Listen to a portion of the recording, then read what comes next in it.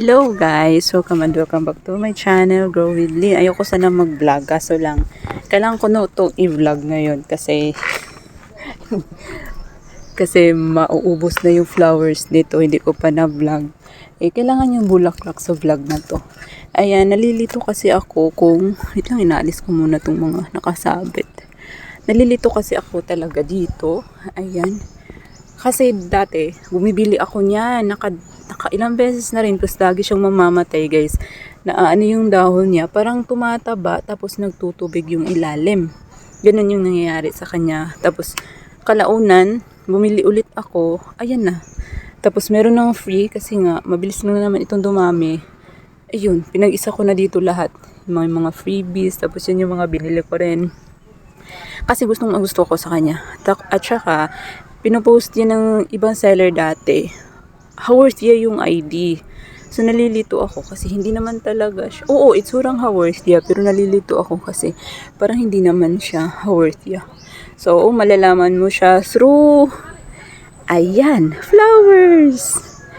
Diyan mo siya malalaman talaga guys kung ano yung pinaka variety genus kung saang family siya nabilong. So, di ba?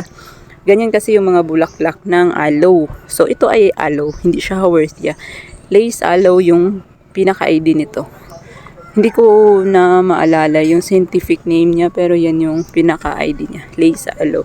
At yan yung flowers niya. Nagkakaroon ako ng ganito. Dati na namumulaklak din. Ganito. Tapos after niyang mamulaklak, na maalam siya guys. Hindi ko alam kung bakit. Baka nagka-fungus. Ito kailangan na itong alisin din. So, hindi ko lang inalis kasi ano talaga, gusto kong ipakita muna sa inyo para naman may share lang ako sa experience ko.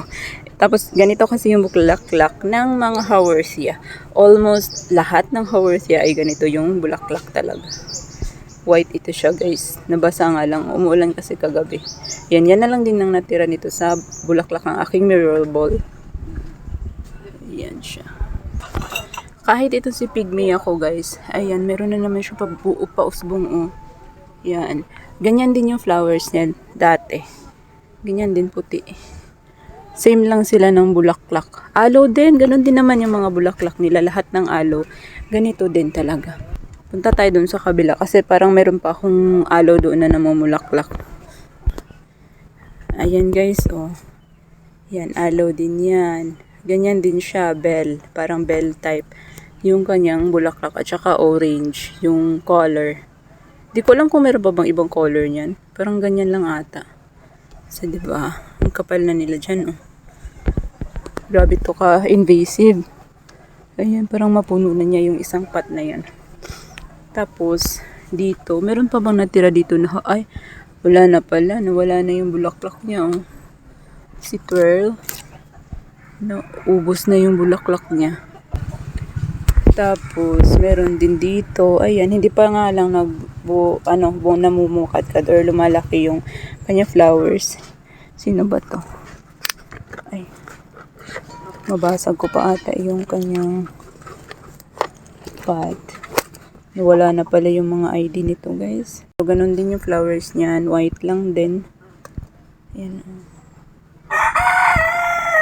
Wala pa siyang baby, ano. Ito yung viscosa. Ayan. Napugot ko siya kasi naputol to. Nasagi ko lang. Sana ano yun, nahulog. Sana ina-observe ko siya kung magbigay ba siya ng baby. Tapos kapag magbigay, baka ganyanin ko na rin yung iba kong ito, Haworthia na propagate. Na maalam na pala yung ano ko, yung isang pomela ko na variegated guys. Simula noong natanggal yung bubong dito, tapos na ROS sila ng biglaan. Yun, na maalam siya. Linisan ko lang to. Pati to, si Pindoko ko, yan na lang yung natira. Buti nga nag-separate ako ng baby. Isa lang din yung naisip kong i-separate. Yan, sana dumami. Laki na siya, oh. Oh, ito din, yung mother niyan, na maalam din, nabulok noong na ROS nga sila. Ito din, yung pinaka pinaka-mother talaga niya ay nawala na. Nabulok din nung nag-ROS ako. Bigla sila na ROS. Pero okay lang kasi andyan naman sila. Isa lang yung hindi ko nakuna ng baby. Lash na sana siya pero hindi ako kumuha ng baby. Na maalam siya guys, walang natira talaga. Sayang. So dapat talaga pag sa mga succulents, Haworthia or anything na tanim nyo, dapat kunan nyo ng baby or mag-propagate kayo para in case mamaalam siya, hindi na ulit kayo bibili. Kasi sayang din naman yung pera. Lalo na yung mga ibang na maalam ko, lash yun. Tapos, hindi naubos lang dahil hindi ako nag-propagate. Buti itong si Pearl Drops. Ayan, buhay pa siya guys. Ayan, pero hindi pa to nagbigay sila ng flowers. Ayan, kailangan na pala itong iripat. Grabe, ang dami ng baby, oh. Pero hindi na naman ako natatakot dito na mabulok sila kasi may bubong na naman. So, safe na sila. Grabe yung baby ni Pearl Drops. Ang ganda nito. Ayan. Diba? Ang ganda ng kulay, oh. Bonggacious. Nagbago nga lang yung itsura niya dyan. Kulang sa araw yung iba. Pero ang ganda. Ang ganda ng pagka-drops ng ng dahon, no? Puti talaga, hindi to na maalam kasi gustong gusto ko pa naman to. Diyan lang sila. Si Tessellata din. Pareho din sila ng flower ng Haworthia. Haworthia din pala talaga siya. Kasi akala ko hindi. Madumi din dito banda. Gumagapang na naman na ito. Wild na pipino. Yan. Marami yan dito. Ito din bumabalok to. Di ba hanging plant pala to siya guys. Hanging cactus. Hala, parang may bulok. Ayan, oh. So, mas maganda kapag mag-baby na naman siya dyan. Diba? So, hindi iisipin ko kung hahanapan ko siya ng mapagtamnan kasi gusto ko siyang ihanging plant. Gumawa nga pala ako ng arrangement, guys. Oh. Ayan, halo-halo yan sila. Ayan, may mga variegated halos ito. Ito, konti na lang natira. Oh. May nag-dry out. Si Marnie, pero at least nabuhay siya. Pero talaga ito yung nagustuhan niya itong ginawa ko sa kanya. Grabe yung roots. Tingnan niyo yan yung roots niya. Oh. Diba? Kitang-kita yung roots. Oh. Roots ito ni ice plant. Ayan. Variegated ice plant. Talagang nag-gain siya ng growth dito guys. Natuyot. Ayan. May nilagay din ako na pendants. Variegated pendants yan. Ayan, mostly variegated yung nilagay ko dito. Pati ito, variegated. Ito, hindi naman. Ito, variegated. Variegated din yung isang to. Ito lang yung hindi. Tapos, meron ako nilagay dyan. Variegated na Ferris Castle. Tapos ito. Ayan. So, sana mag-survive sila.